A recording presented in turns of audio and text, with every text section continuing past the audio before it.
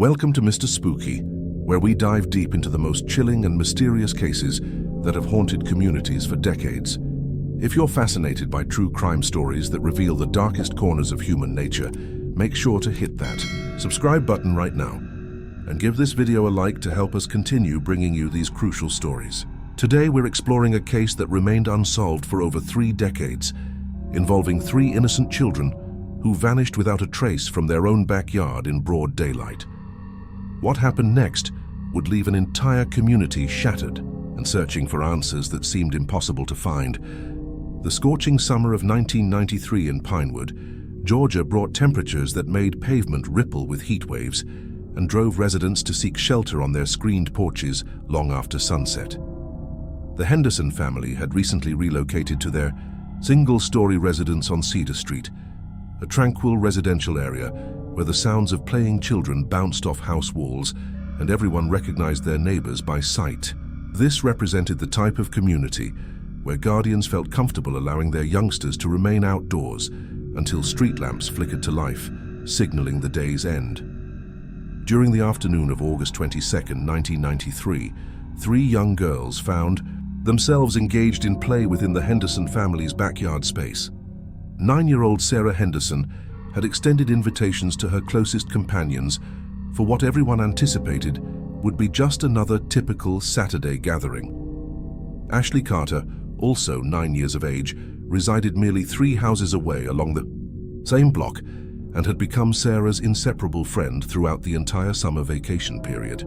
8-year-old Isabella Martinez had arrived in the neighborhood with her family just weeks earlier, and Sarah's mother, Linda, had actively encouraged this budding friendship, hoping to assist the timid young girl in feeling accepted within their closely connected residential community. The Henderson family had moved from Atlanta, seeking the quieter lifestyle that smaller Georgia towns offered, and Cedar Street seemed like the perfect place to raise their daughter in safety and comfort. The afternoon had commenced in an unremarkable fashion. Following patterns the girls had established throughout the summer months, Linda Henderson remained indoors preparing refreshments and light snacks, periodically casting glances through the kitchen window to monitor the children's activities.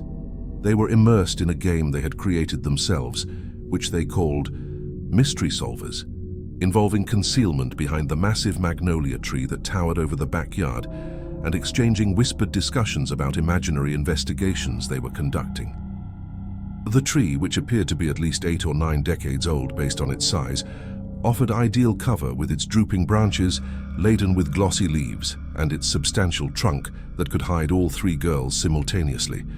The magnolia had been one of the selling points when the Hendersons purchased the property, as it provided ample shade during Georgia's brutal summer months and created a natural playground that Sarah immediately fell in love with. Linda called out around 4 o'clock in the afternoon, requesting that Sarah bring her companions inside for cold drinks and sandwiches, but her words went unanswered. She made the assumption that they were simply too absorbed in their imaginative play to hear her voice and proceeded with her preparations.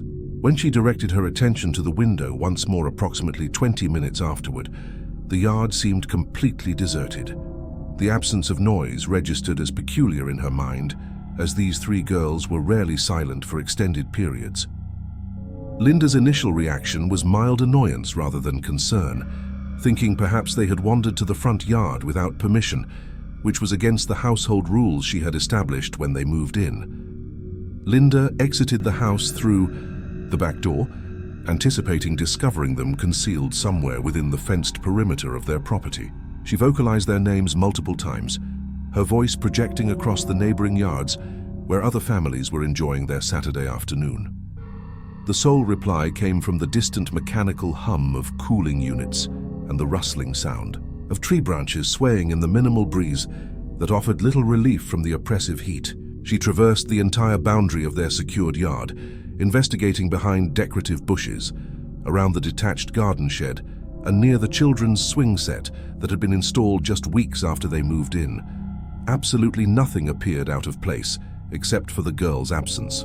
The rear gate, providing access to the service alley running behind their block of houses, stood partially open, catching Linda's immediate attention. She maintained absolute certainty that she had verified its closure that very morning, as she performed this check daily as part of her routine. The gate mechanism had a problematic tendency to swing open unless properly secured with its latch, and she consistently ensured it remained fastened whenever children were engaged in outdoor activities. A sensation of cold dread began forming in the pit of her stomach as she stared at that partially open gate, her mind racing through possibilities she didn't want to consider. She rushed toward the front of the residence, desperately hoping to locate the girls engaged in play on the sidewalk or perhaps visiting with nearby neighbors, though this would still constitute a violation of the rules they had established. Mrs. Thompson from the adjacent property was tending to her flower garden and raised her head with visible concern upon observing Linda's distressed facial expression. The elderly woman had lived on Cedar Street for over 40 years and had witnessed the neighborhood transform from farmland to the residential community it had become. She immediately sensed something was wrong from Linda's body language and the panic evident in her eyes. Linda inquired whether she had spotted Sarah and her companions during the past hour, struggling to maintain a steady voice despite the fear that was rapidly building inside her chest. Mrs. Thompson responded that she hadn't observed them for roughly an hour or possibly longer, noting that they had been generating considerable noise earlier while playing their game, which had made her smile as she remembered her own children playing in similar fashion decades ago. She asked if everything was acceptable, setting down her gardening tools and removing her gloves, preparing to assist in whatever way might be necessary. Within mere minutes, Linda had contacted both Ashley's and Isabella's guardians by telephone, her voice shaking as she explained the situation. The Carter family rushed over with immediate urgency, their faces pale with worry, followed swiftly by the Martinez family, who were still relatively new to the area and spoke with thick accents that sometimes made communication challenging, but whose concern transcended any language barriers. By 5:30 in the evening, what had initiated as a straightforward search had grown to encompass approximately half the neighborhood's residents. Adults organized themselves into groups, conducting methodical checks of every yard, every garage, structure, every conceivable hiding location within an 8-block radius extending in all directions from Cedar Street. They called the girls' names continuously, their voices growing hoarse as the afternoon wore on and shadows began to lengthen. Detective James Morrison of the Pinewood Police Department arrived shortly after 6 o'clock in the evening, just as the sun was beginning its descent toward the horizon. A 23-year veteran of law enforcement, with compassionate eyes weathered by years of witnessing human tragedy and prematurely silver hair that made him appear older than his 50 years, Morrison had handled missing children cases during his career, but something about this particular situation registered as different from the very beginning. 3 children vanishing simultaneously from a secured backyard during daylight hours represented an unprecedented occurrence in their peaceful community, which typically dealt with minor property crimes and occasional domestic disturbances rather than serious felonies. Morrison requested that Linda provide him with an exact account of the afternoon's events, speaking in gentle tones designed to keep her calm enough to provide accurate information. As evening shadows continued to stretch across the landscape, outside, the parents gathered together in the Henderson family's living room, their faces displaying expressions of worry mixed with disbelief that this could actually be happening to their children. Linda recounted every detail of the afternoon in chronological order, her voice breaking periodically as she described the final moment she had observed the girls laughing together near the magnolia tree, completely unaware that this would be the last time she would see her daughter. She emphasized how happy they had seemed, how they were developing an elaborate storyline about discovering hidden treasure in an enchanted forest, with Sarah taking the lead role, as she often did in their imaginative games. Detective Morrison created meticulous notes in his worn leather notebook, posing questions about the girls' typical behaviors, whether they had ever wandered away from designated play areas previously, and if there had been any unfamiliar individuals observed in the neighborhood during recent days or weeks. All 3 sets of parents provided confirmation that their daughters were obedient children who comprehended the established rules regarding remaining within yard boundaries and absolutely never engaging in conversation with strangers under any circumstances. They had all taught their daughters about stranger danger and felt confident the girls understood these critical safety lessons. As the search progressed into the evening hours, additional details surfaced that intensified the mystery surrounding the disappearance. Mrs. Patterson, whose residence faced the alley from the opposite side, mentioned hearing what resembled children's laughter around 4:15 in the afternoon, but the sound had appeared to be traveling away from the residential area rather than remaining stationary in one location. She had been preparing dinner and hadn't thought much of it at the time, assuming children from another street were playing. But now the memory took on sinister significance. A man who had been jogging through the neighborhood around 4 o'clock reported observing a dark-colored vehicle, possibly a van or large truck, stationed near the terminus of Cedar Street, but he couldn't furnish more specific details regarding the vehicle's make, model, or whether anyone was visible inside the cab. By the time darkness had completely fallen, the search operation had expanded significantly to include canine units specifically trained for tracking and volunteers who had driven from surrounding communities. After hearing about the missing children on local radio stations, the tracking dogs detected the girl's scent near the rear gate and pursued it approximately 75 yards along the alley before losing the trail completely, as though the children had simply evaporated into the atmosphere without leaving any further trace. The dog's handlers reported that this type of abrupt trail termination typically indicated the subjects had entered a vehicle, which aligned with the jogger's report of the suspicious. The initial 72-hour period that law enforcement agencies consider absolutely critical in missing persons cases elapsed with excruciating slowness for the families. Federal agents arrived from Atlanta, bringing supplementary resources and specialized expertise in child abduction investigations that local departments typically lacked.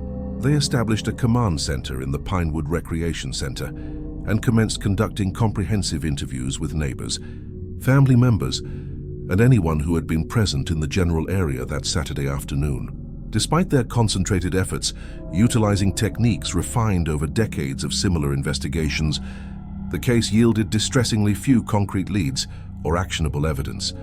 The girls had left virtually no trace beyond that initial scent trail in the alley, and no reliable witnesses could furnish details about the mysterious vehicle or any suspicious persons in the vicinity during the critical time window. Security cameras remained essentially non-existent in residential neighborhoods during 1993, leaving investigators to depend entirely upon eyewitness testimony and physical evidence, both of which existed in frustratingly short supply. The investigation team photographed and documented everything, created detailed maps of the area, and conducted door-to-door canvassing multiple times, hoping someone might remember a crucial detail they had initially overlooked. The media coverage arrived swiftly and proved overwhelming for the small community unused to such attention. Local television stations picked up the story within 48 hours, and by the conclusion of the first week, the disappearance of Sarah Henderson, Ashley Carter, and Isabella Martinez had transformed into regional news that captured public attention throughout Georgia and neighboring states. Their school photographs appeared on television screens across multiple states, 3 beaming faces that embodied every parent's worst nightmare scenario. The photos showed Sarah with her bright smile and ponytail, Ashley with her gap-toothed grin and freckles, and Isabella with her dark eyes and shy expression that hinted at her gentle personality. The families endured the media examination with varying degrees of success and comfort. Linda Henderson discovered herself thrust unwillingly into the role of unofficial family spokesperson, making appearances on talk shows and news programs, desperately pleading for any information regarding her daughter and her companions. The experience was emotionally devastating, as she had to relive the nightmare repeatedly for each interview while maintaining composure for the cameras. The Carter family, who valued their privacy more by nature, struggled significantly with the constant attention and intrusion into their grief, but they comprehended its necessity in maintaining their daughter's case in the public consciousness.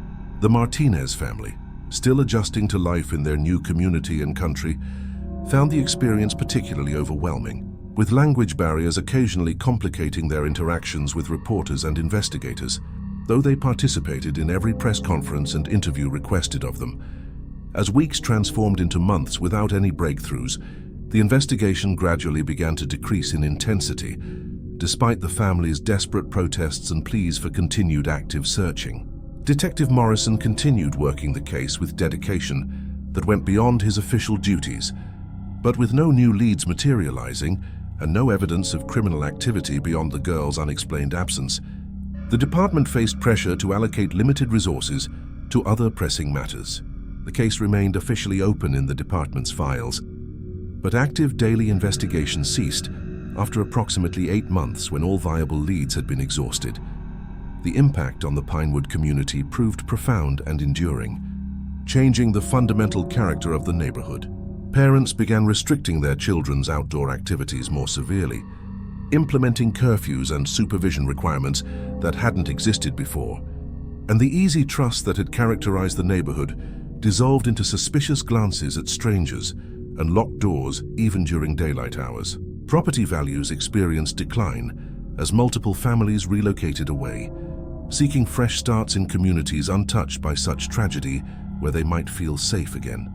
The annual summer block parties and community gatherings that had been defining features of Cedar Street ceased entirely, as the location had become associated with loss rather than celebration. For the 3 families directly affected by the tragedy, daily life became an endless cycle, alternating between hope and despair that defined their existence. Every telephone call potentially brought news about their daughters, every knock at the door might herald their return, and every reported sighting had to be investigated, no matter how unlikely it seemed. They organized their own search efforts when official ones wound down, hired private investigators who charged fees that quickly depleted their savings, and pursued every lead regardless of how improbable, traveling to other states to investigate potential sightings that inevitably proved fruitless. The financial and emotional toll proved devastating for all 3 families, leading to job losses when they couldn't focus on work, health problems stemming from chronic stress and lack of sleep, and in the case of the Carter family, an eventual divorce that tore apart what had once been a strong marriage. Years passed with no resolution or answers to the questions that haunted them. Sarah, Ashley, and Isabella would have graduated from high school, started college, perhaps married and established families of their own with children who would never know their mothers.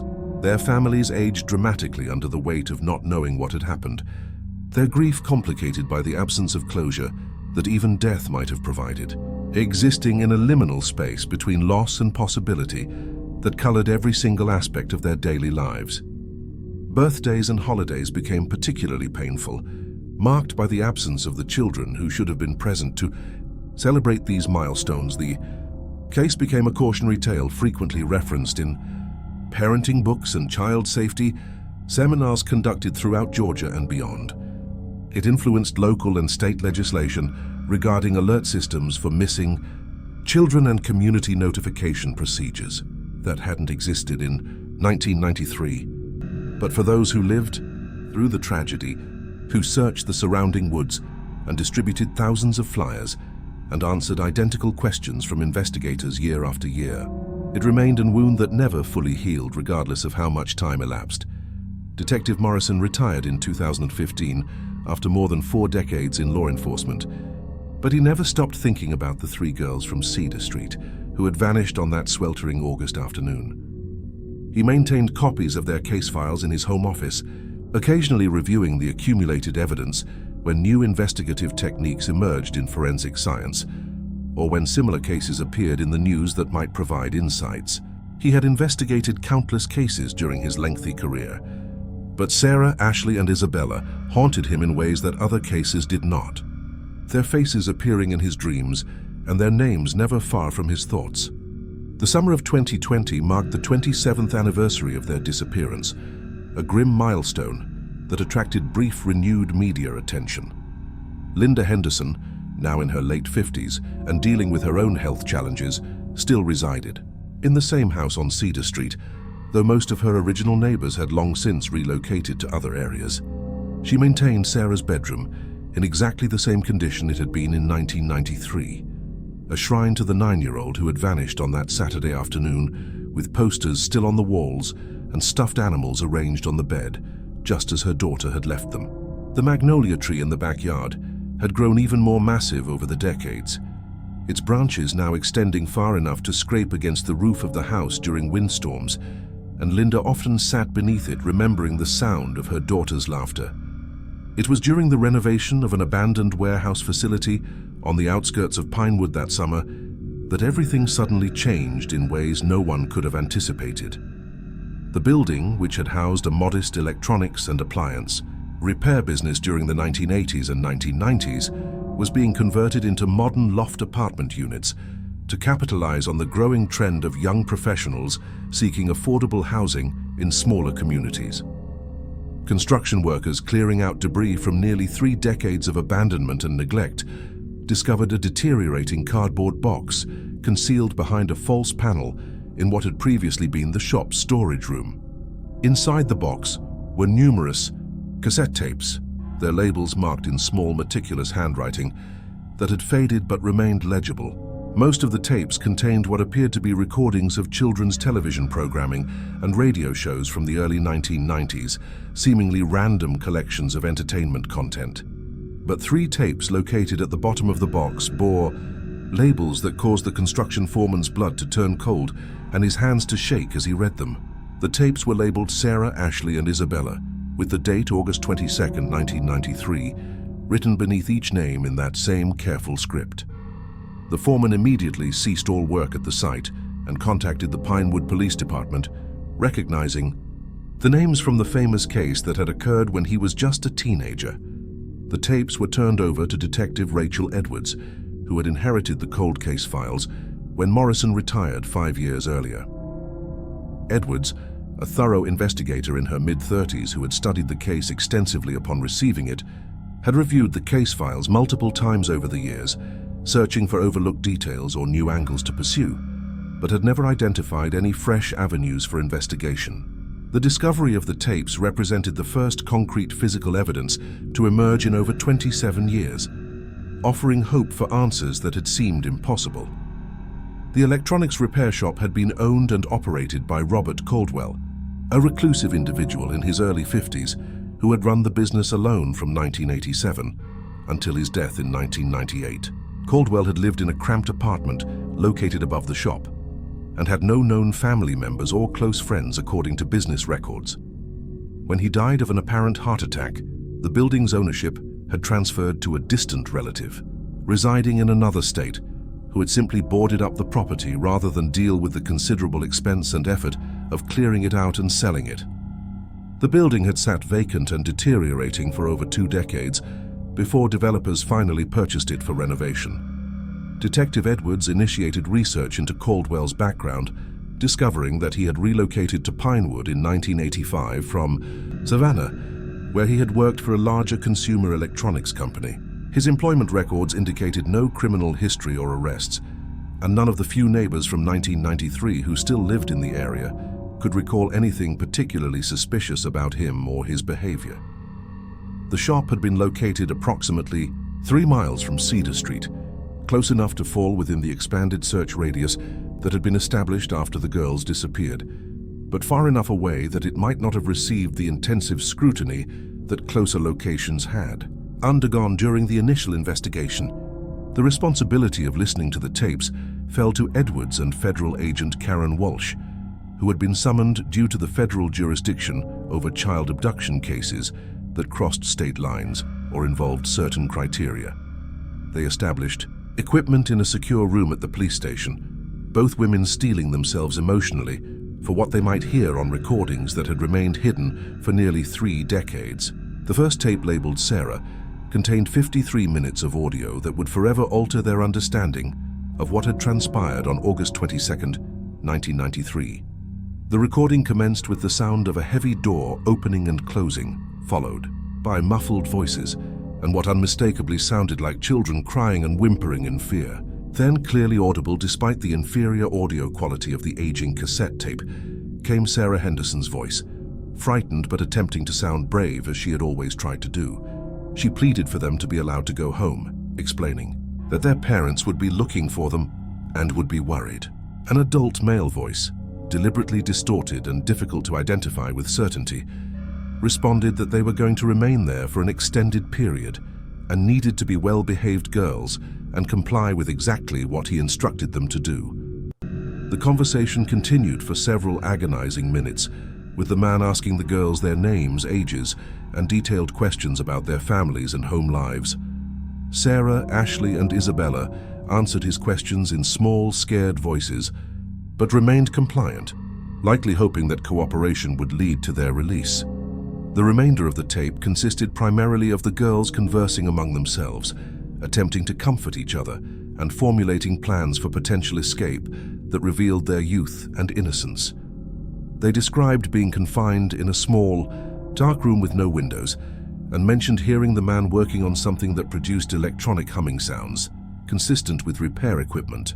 Ashley could be heard crying for her mother repeatedly, while Isabella, the youngest, asked again and again when they would be permitted to go home to their families. The second and third tapes, recorded on subsequent days based on the girls' references to sleeping periods and being provided food, showed a gradual deterioration in their emotional and psychological state. They talked less frequently and cried more often, their voices growing weaker and more despondent. Sarah, as the oldest, tried to maintain hope and keep the others calm by telling stories and leading them in songs they knew, but her own fear became increasingly evident in her voice as days passed without rescue. The final tape, labeled Isabella but apparently recorded several days after their abduction, based on context clues, proved the most disturbing and difficult to listen to. The girls' voices were barely audible above the background noise, and long. Stretches contained only silence, punctuated by occasional sobs and whispers. Near the end of the recording, the male voice returned, but the audio quality had degraded so significantly that his words were largely unintelligible, though his tone suggested agitation or anger. The tape ended abruptly in the middle of what sounded like a conversation, leaving a chilling question about what happened next. Detective Edwards contacted the families immediately after reviewing the initial recordings, a phone call that ranked among the most difficult she had ever made in her 12-year career in law enforcement. After 27 years of complete silence and absence of information, hearing Sarah's voice again proved simultaneously a blessing that confirmed she had lived and a curse that revealed her fear and suffering for Linda Henderson. Linda whispered after listening to portions of her daughter's tape that Sarah had sounded so scared, but was trying to be brave, noting that this was characteristic of her Emma, who always tried to take care of everyone else, even when she needed care herself. The other families experienced similar emotional turmoil upon hearing their daughters' voices after nearly 3 decades. The discovery of the tapes reignited the investigation with unprecedented intensity and resources. A joint task force was established, combining resources and personnel from local, state, and federal agencies who brought specialized expertise to bear on the case. Audio experts and forensic specialists were brought in from across the country to enhance the recordings using modern technology and attempt to identify background sounds that might provide clues about the location where the girls had been held captive. Advanced audio analysis techniques that hadn't existed in 1993 revealed several important details that hadn't been immediately apparent to the investigators during their initial listening sessions. The electronic humming sounds that the girls had mentioned in their conversations were determined to be consistent with the type of equipment that would have been found in an electronics repair shop of that era, including oscilloscopes, soldering equipment, and testing devices. Traffic noise audible in some portions of the recordings suggested proximity to a moderately busy road, which matched the shop's location near Highway 278 that ran through Pinewood.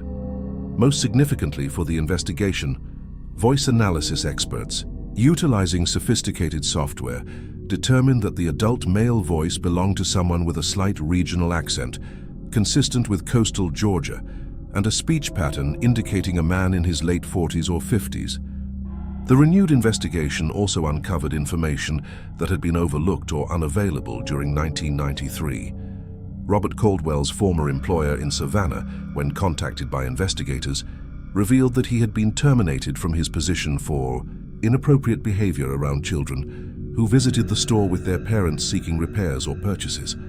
While no formal charges had ever been filed against him and no police reports had been generated, the company had received multiple complaints about Caldwell making children uncomfortable with his persistent questions and attempts to engage them in conversation when their parents weren't paying close attention or had stepped away. Further research into Caldwell's background and employment history revealed a disturbing pattern of frequent relocations and consistently working in jobs that provided him access to homes and families. Before his time in Savannah, he had worked for a television repair service in Augusta, and before that for an appliance store in Macon.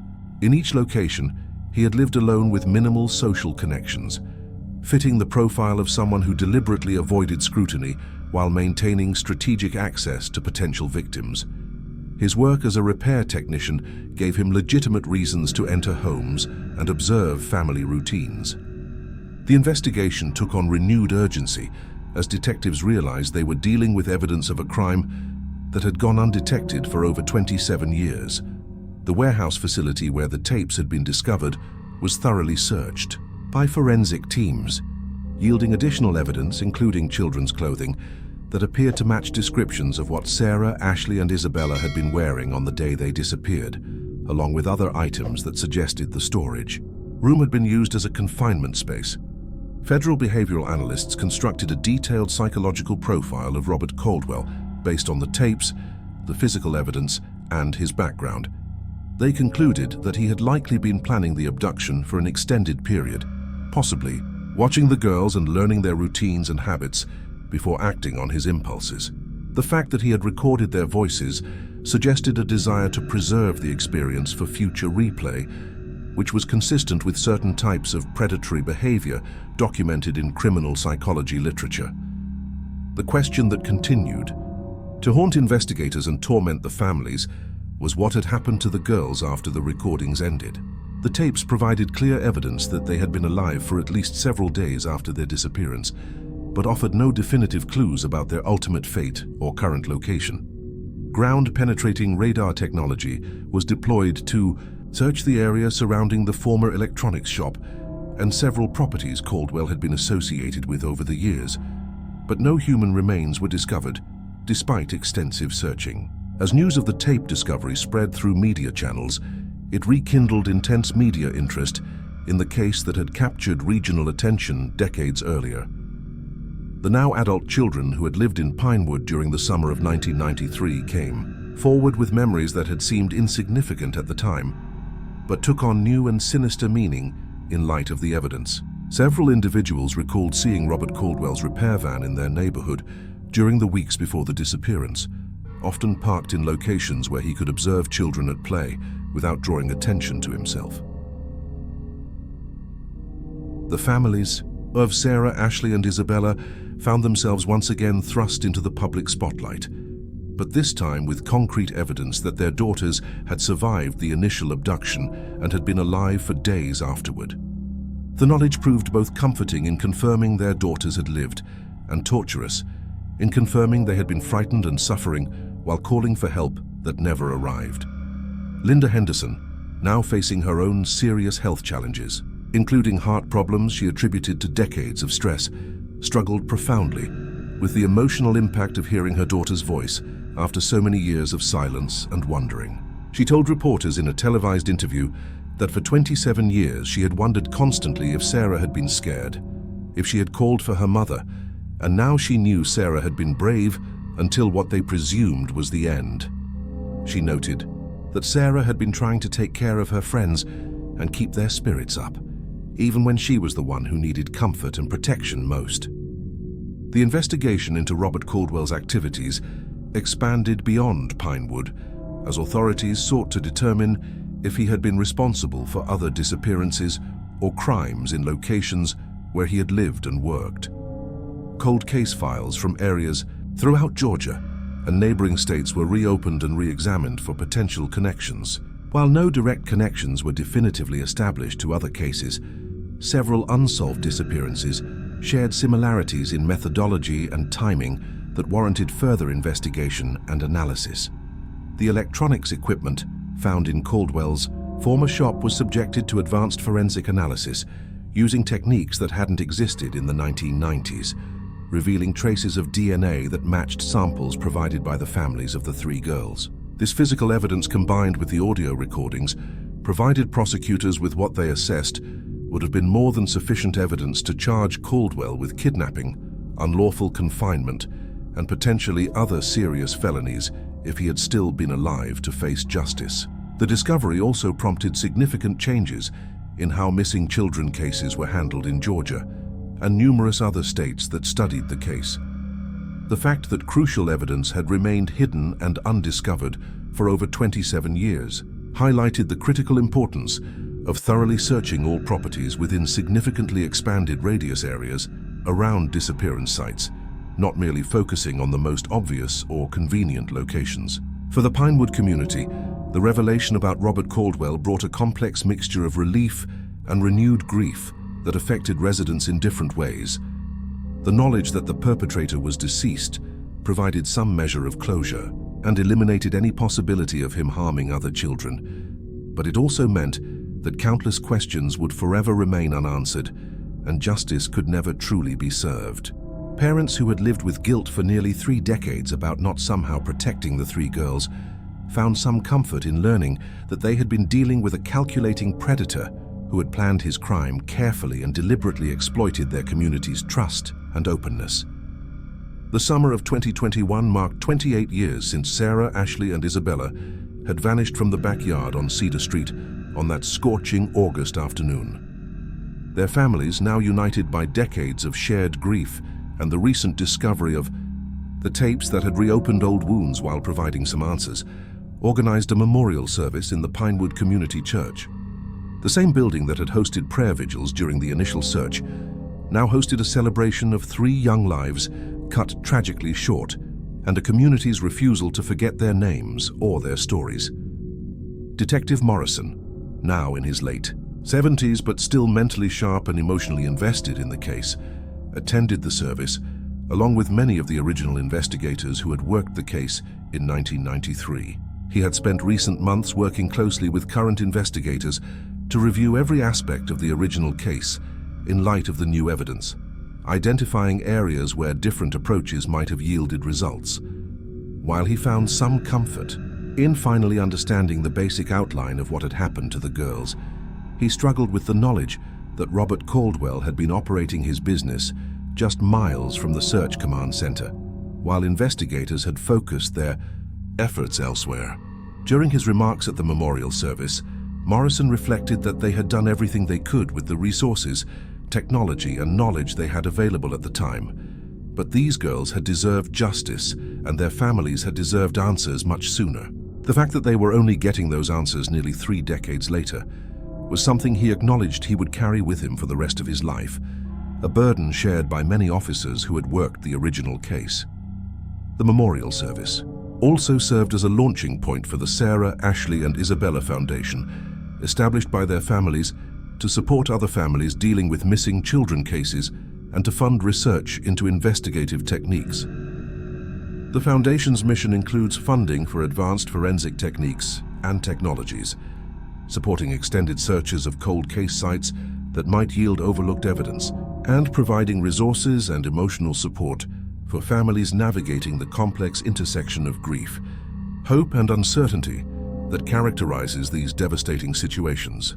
As the investigation officially concluded in early 2021, the 3 families found themselves facing a new chapter in their decades-long journey through loss and uncertainty. The tapes had provided answers to some fundamental questions while raising others that would never be fully resolved. They knew now with certainty that their daughters had been together in their final days, drawing strength from their friendship, supporting each other even in the face of unimaginable fear and uncertainty. This knowledge provided some small comfort amid the renewed pain of hearing their voices and understanding what they had endured. The magnolia tree in the Henderson family's backyard continues to grow and flourish, its branches now extending far beyond the original property line, where 3 young girls once played on a summer afternoon in 1993. Linda Henderson, despite her advancing age and declining health that has required multiple hospitalizations, tends a small memorial garden beneath its shade, where she has planted flowers representing each of the girls. Sunflowers for Sarah's bright and sunny personality that lit up every room she entered. Lavender for Ashley's gentle and kind nature that drew people to her. And roses for Isabella's quiet courage in making friends in a new place despite her shyness. The discovery of Robert Caldwell's tape serves as a powerful reminder that even the coldest cases can yield new evidence when persistence and dedication meet opportunity and advancing technology. For key, the families of Sarah Henderson, Ashley Carter, and Isabella Martinez, the recordings represent both an ending and a beginning in their long journey. They mark the conclusion of 27 years of not knowing anything about their daughter's fates and the start of a new understanding of their final days, even though many details remain forever lost. The case files have been sealed according to standard procedures, but the impact on those who lived through the investigation and its eventual partial resolution continues to resonate throughout the community. Detective Edwards, who inherited the case from Morrison and saw it through to its resolution, often reflects in interviews and presentations about the importance of never completely closing the door on unsolved cases or giving up hope for answers. She notes that these families waited 27 years for any information about what happened to their daughters, and that serves as a reminder to all those in law enforcement that their work isn't finished just because the trail goes cold or years pass without new developments. Technology advances, witnesses come forward with long-held information, and evidence can emerge from the most unexpected places. In the end, the story of Sarah, Ashley, and Isabella is both unique in its specific details and tragically common in its broader outline. 3 children whose lives were cut short by a predator who had learned to hide in plain sight within a trusting community, exploiting the very openness and friendliness that made Pinewood such an appealing place to raise families. Their memory lives on, not just in the hearts of their families and the community members who remember that terrible summer, but in the tangible changes their case brought to missing children investigations across the country and in the foundation that bears their names. The foundation works tirelessly to ensure that other families don't wait 27 years for answers about their missing loved ones. Funding research, supporting law enforcement agencies with limited resources, and advocating for policy changes that prioritize these cases. The 3 girls from Cedar Street, frozen forever at ages 8 and 9 in photographs and memories, have become symbols of both tragic loss and the enduring hope that the truth, no matter how long buried, can eventually come to light.